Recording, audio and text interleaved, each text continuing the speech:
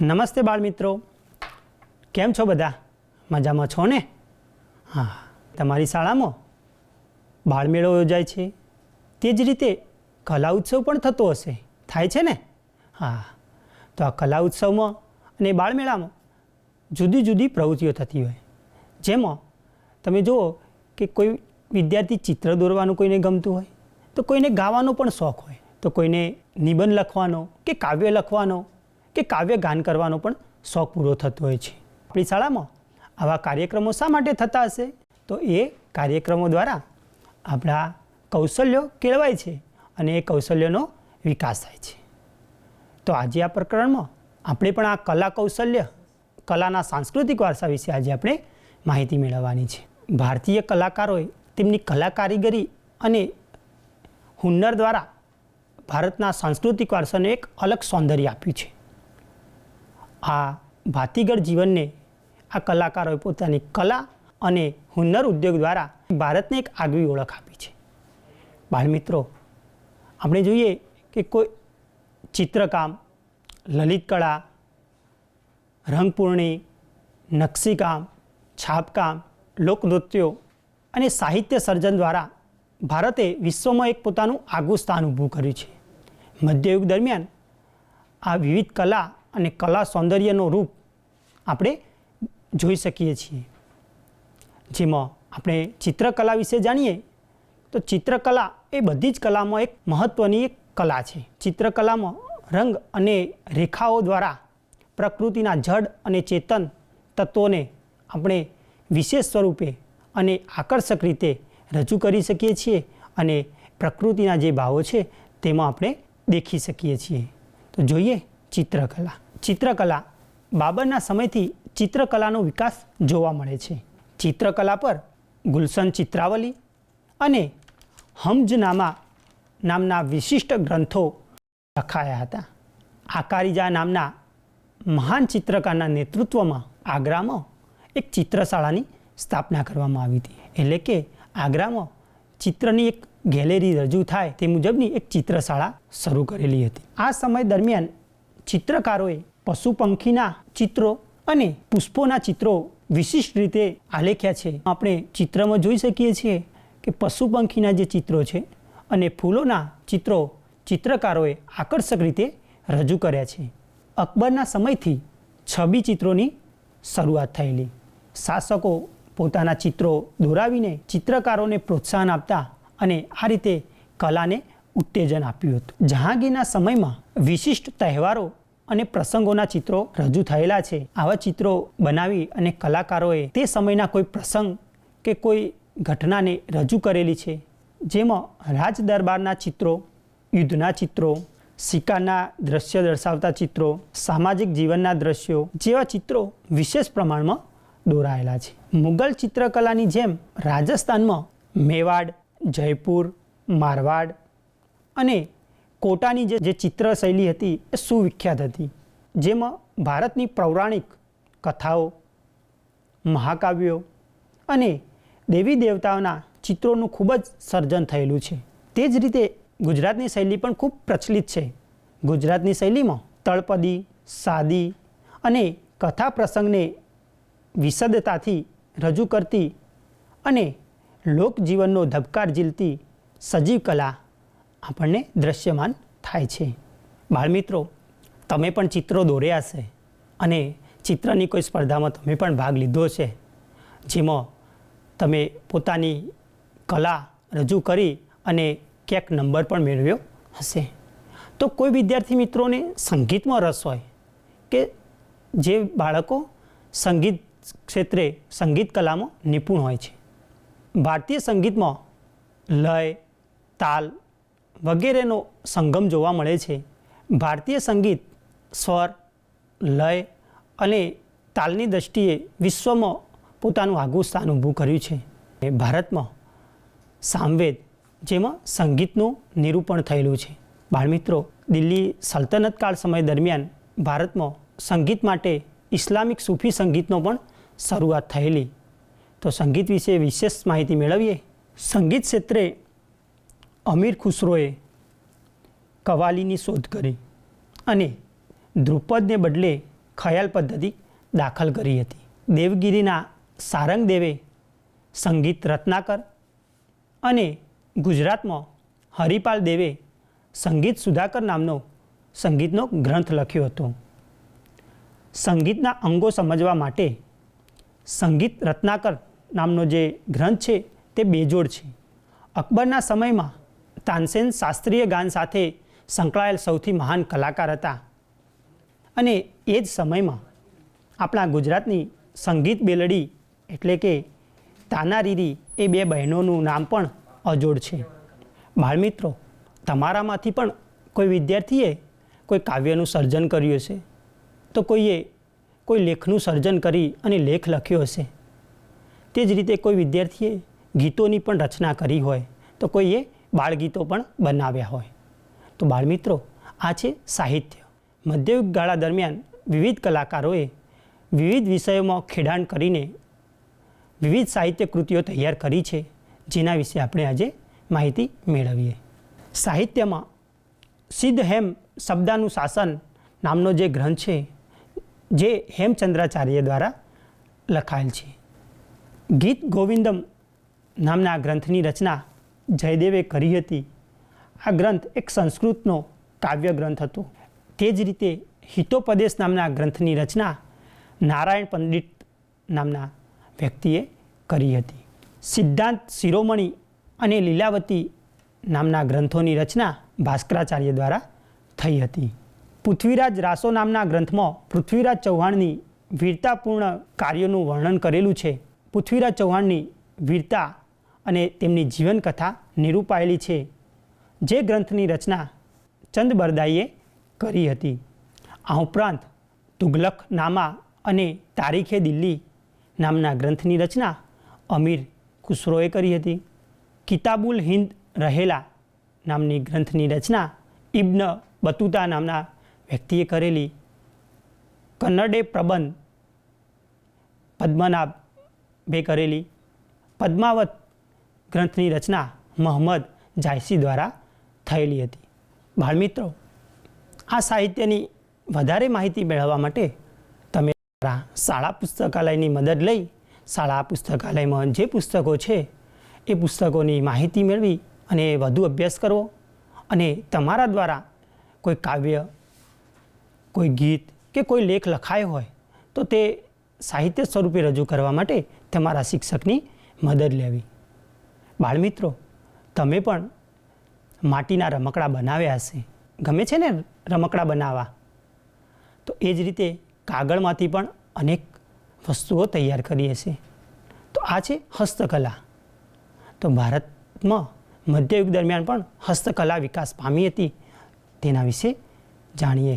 ગુજરાત તેની લોક સંસ્કૃતિમાં ભરત ગૂંથણ જેવી હસ્તકલા કારીગરી માટે સમગ્ર વિશ્વમાં વિખ્યાત થયું હતું. ગુજરાતની લોક સંસ્કૃતિમાં ભવાઈ, નાટક જેવા અનેક સાહિત્યનો સમાવેશ થાય છે. ભવાઈ લેખન અને ભજવવાનું શ્રેય અસાઈ ઠાકરને ફાળે જાય છે.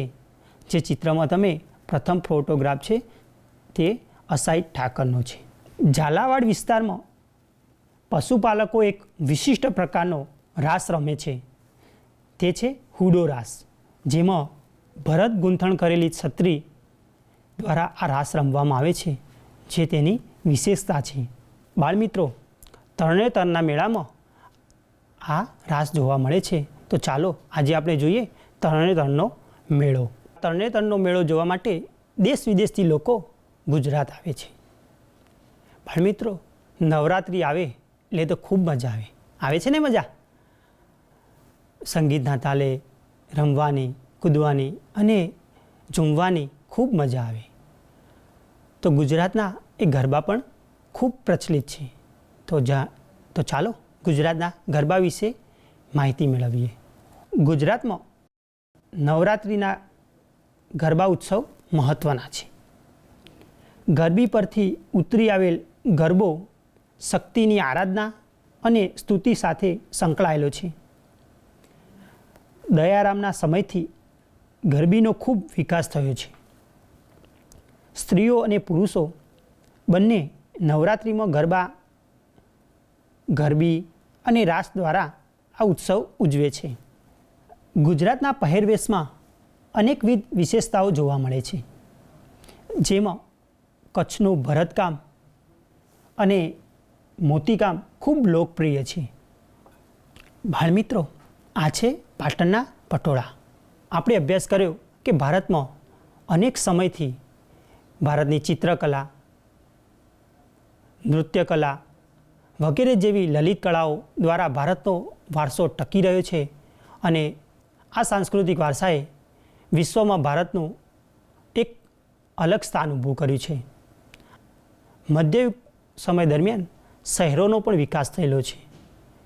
તો શહેરીકરણ વિશે જાણીએ. ગુપ્તકાળના શહેરોની જગ્યાએ નવીન શહેરોનો ઉદય થયો. રાજપૂત યુગની રાજધાનીઓ મોટેભાગે શહેરોમાં બદલાતી ગઈ. ગુજરાતમાં અણહિલવાડ, પાટણ, ચાંપાનેર, અમદાવાદ, સુરત, ખંભાતનો સવિશેષ વિકાસ થયો. શહેરીકરણનું ચરણબિંદુ આપણને દિલ્હીમાં જોવા મળે છે. આ સમયમાં લાહોર, જૌનપુર અને ઢાકા વેપારી માર્ગ પર આવતા હોવાથી તેનો શહેરો તરીકે વિકાસ થયો. શીખ ધર્મને કારણે અમૃતસર પણ અગત્યનું શહેરી કેન્દ્ર હતું. દેવગિરી ઉત્તર અને દક્ષિણને જોડતું સમૃદ્ધ શહેરી કેન્દ્ર હતું. મરાઠા સામ્રાજ્યમાં પુણે, સતારા, ગ્વાલિયર અને વડોદરા જેવા શહેરોનો વિકાસ થયો હતો. તે જ રીતે યુરોપિયન કંપનીઓના આગમનના કારણે દીવ, દમણ, ગોવા, મુંબઈ, મદ્રાસ, પુડુચેરી, કોચી, ચંદ્રનગર અને સુરતના શહેરી કેન્દ્રો તરીકે વિશિષ્ટ વિકાસ થયો હતો. હમ્પીમાં આવેલા વિદેશી મુસાફરોએ હમ્પીના વિશિષ્ટ હુન્નર ઉદ્યોગોની માહિતી આપી છે.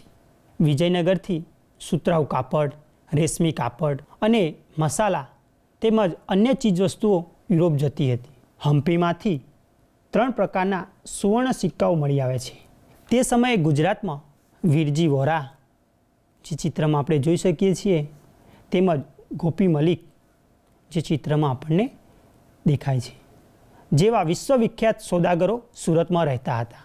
સુરતમાં 17મી સદીમાં મસલિન એટલે એક પ્રકારનું સુતરાઉ કાપડ અને જહાજ બનાવવાના ઉદ્યોગો વિકસ્યા હતા. જરી ભરત કાપડનો વિશ્વભરમાં સૌથી મોટો વેપાર સુરતથી થયો હતો. સુરત એક આંતરરાષ્ટ્રીય બંદર હોવાથી ભારતીય અને વિદેશી લોકોની અહીંયા સુરતમાં અનેક ગોદામો હતા, એટલે કે વેપારી મથકો પણ હતા. સુરતમાં સુતરાઉ કાપડ, રેશમી કાપડ વગેરેનો સારો વિકાસ થયેલો અને તેના ગોદામો અહીંયા જોવા મળે છે. અને ઘડીના ઉદ્યોગો પણ વિકાસ પામેલા. આ ઉદ્યોગોની સાથે હુન્નર ઉદ્યોગો એટલે કે પેકિંગ, વહાણ બનાવવાનો ઉદ્યોગ, છાપકામ વગેરે જેવા ઉદ્યોગો પણ તેની સાથે સંકળાયેલા હતા. બાળમિત્રો, ભારતના આ સાંસ્કૃતિક વારસાનું જતન કરવાનું એ આપણી ફરજ છે અને આપણે એને જાળવીશું. તો આભાર બાળમિત્રો. નવી વાત સાથે ફરીવાર મળીશું.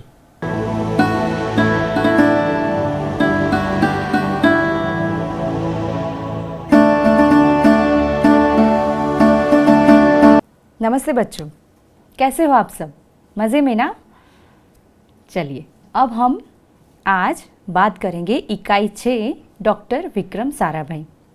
हमने पिछले एपिसोड में देखा, इकाई को अच्छे से पढ़ा और उसे समझा भी, और आज हम स्वाध्याय की प्रवृत्ति करेंगे. इसके पहले मैं आपसे एक प्रश्न पूछना चाहती हूँ, आप उसका उत्तर दें. प्रश्न मेरा ये है कि आप ऐसे किस वैज्ञानिक को जानते हैं जो हमारे राष्ट्रपति भी रह चुके हैं? बहुत सही जवाब, आपने पहचान लिया. जी हाँ, doctor APJ Abdul Kalam sir. वो हमारे महान वैज्ञानिक भी थे और हमारे राष्ट्रपति भी रह चुके हैं. बच्चों, आपको पता है डॉक्टर विक्रम साराभाई ने अहमदाबाद में VA साराभाई स्पेस सेंटर की स्थापना की थी. इस स्पेस सेंटर की स्थापना का उद्देश्य ये रहा कि बच्चे ज़्यादा से ज़्यादा विज्ञान के प्रयोगों को करें और उनका उत्साह विज्ञान में बढ़े. आपको पता है असंख्य बच्चों ने इसका लाभ लिया है। वह अहमदाबाद में स्थित है और कई बच्चों ने वहाँ जाकर कई प्रयोग भी किए हैं। तो बच्चों आगे बढ़ते हैं और हम अभी स्वाध्याय के प्रश्न देखते हैं। यहाँ पर हम देखेंगे निम्नलिखित शब्दों को सही क्रम में रखकर वाक्य बनाइए। शब्दों को देखेंगे। कलाबाजियाँ, लोक विज्ञान, है, बालक, होकर, यशस्वी, अनुसंधान, करते, किया, वो, दिया, योगदान, में, गठन, बड़ा, के पर, विकास, अहमदाबाद, भारतीय, की, केंद्र, का, मैं, जब, थे। यहाँ पर हम सब देख सकते हैं कि वाक्य के जो भी शब्द हैं वो यहाँ सही क्रम में नहीं दिए गए। तो हमें यहाँ क्या करना है, अच्छे से शब्दों को ढूंढकर हमें सही वाक्य लिखना है। तो पहला वाक्य क्या होगा, आप सब अच्छे से ध्यान से देखिए और मुझे बताइए। भारतीय अनुसंधान केंद्र का गठन किया। थोड़ी परेशानी ज़रूर होगी, लेकिन आपको ध्यान देकर वाक्यों को यदि लगे तो आप पाठ्यपुस्तक में भी देख सकते हैं। भारतीय लोक विज्ञान केंद्र अहमदाबाद में है। भारतीय अनुसंधान विकास में यशस्वी योगदान किया। आगे देखते हैं। वो जब बालक थे तभी कई कलाबाजियाँ करते थे। इस प्रकार आपको शब्दों को ढूंढकर सही वाक्य बनाकर अपनी हिंदी की कॉपी में अभ्यास और स्वाध्याय के सभी प्रश्नों के उत्तर अच्छे से लिखना है। तो बच्चों अब देखते हैं स्वाध्याय की दूसरी प्रवृत्ति। निम्नलिखित एकवचन शब्दों का बहुवचन बनाकर वाक्य में प्रयोग कीजिए। देखते हैं। यहाँ शब्द दिया गया है लड़का, जिसका बहुवचन में शब्द होता है लड़के। अगर हम बात करें किसी एक लड़के की, जैसे कि लड़का जा रहा है, और अगर उसे बहुवचन में वाक्य बनाना है तो हम बोलेंगे दो लड़के जा रहे हैं, या फिर लड़के बाजार जा रहे हैं। तो इस प्रकार हम एक वचन में लड़का तो उसका बहुवचन क्या करेंगे, लड़के। इसी प्रकार दूसरा शब्द देखते हैं किताब, यानी किताबें। किताब मेज पर पड़ी है, और अगर हमने बहुत सी किताबें देख ली तो किताबें मेज पर पड़ी हैं, यानी एक ही वस्तु हो तो किताब, और अगर ज़्यादा है तो वो बहुवचन कहलाएगा और उसका हो जाएगा किताबें। अन्य शब्द देखते हैं नदी। मेरे गांव के पास नदी है, नदी हमारी माता है। और अगर इसे हमें वचन परिवर्तन करना है तो हम करेंगे नदियाँ। नदियों का पानी समुद्र में मिल जाता है।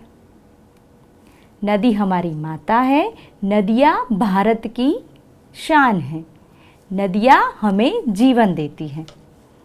इसी प्रकार अन्य शब्द देखेंगे माली। आपने देखा बच्चों, इसका बहुवचन में भी माली ही रहेगा। माली, बाग में माली काम कर रहा है, बाग में माली पौधे उगा रहा है। और अगर ज़्यादा माली है तो हम क्या करेंगे, बाग में माली पौधे उगा रहे हैं। वाक्य को पढ़कर हम समझ पाएंगे कि यहाँ एक माली की बात की गई है या दो माली की। जैसे कि माली बाग में पौधा उगा रहा है, ये एक वचन हुआ, और माली बाग में पौधे उगा रहे हैं, ये बहुवचन हुआ। तो इस प्रकार हमने समझा कि एक वचन और बहुवचन।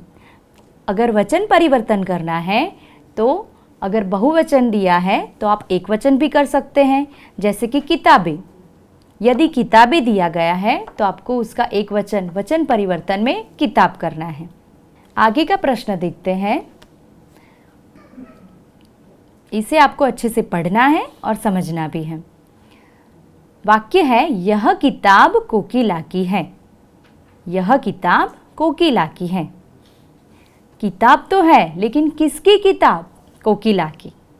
कोकिला का क्या है? किताब। तो यहाँ पर हमें प्रश्न का उत्तर मिल रहा है कि किताब किसकी है? कोकिला की है। तो यहाँ पर ये क्या है? निश्चयवाचक सर्वनाम। उसके बाद में दरवाजे पर कोई है। अच्छे से पढ़ना बच्चों, दरवाजे पर कोई है, यानी आपको पता नहीं है कि दरवाजे पर कौन है। कोई तो है, लेकिन कौन है वो हमें पता नहीं है। तो यहाँ पर हम निश्चित नहीं कह पाएंगे कि दरवाजे पर कौन है।